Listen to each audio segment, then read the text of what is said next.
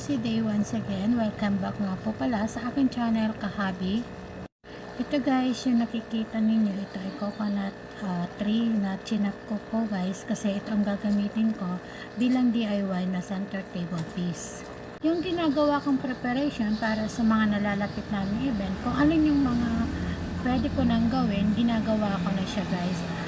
Kagaya nito, nag-prepare na ako, although malayo pa. Yung ganito kasi mga materials na gagamitin ko sa event decoration namin ay hindi laging available. Nakadepende ito KaHubby kung ano yung event team namin.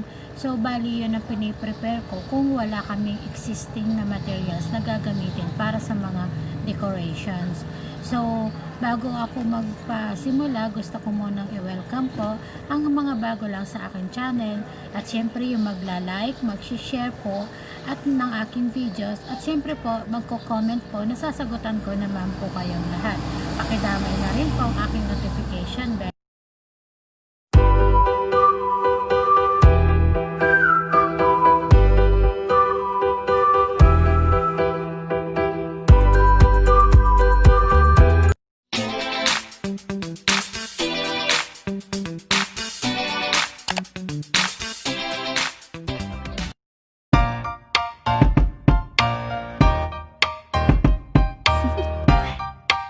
Do you wanna know?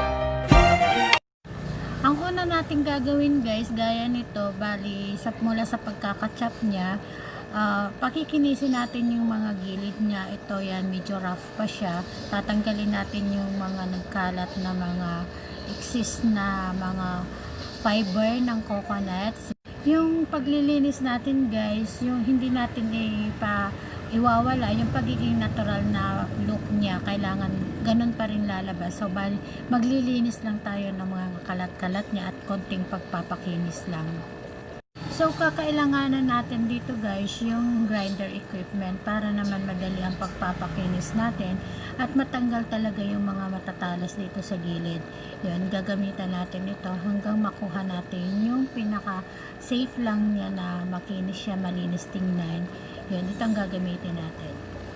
Ang next step natin after mapakinis natin siya, lagyan lang natin siya ng glossy para naman parang fresh cut lang siya, and then makintab at saka lalong mas maganda ang kanyang magiging kalalabasan.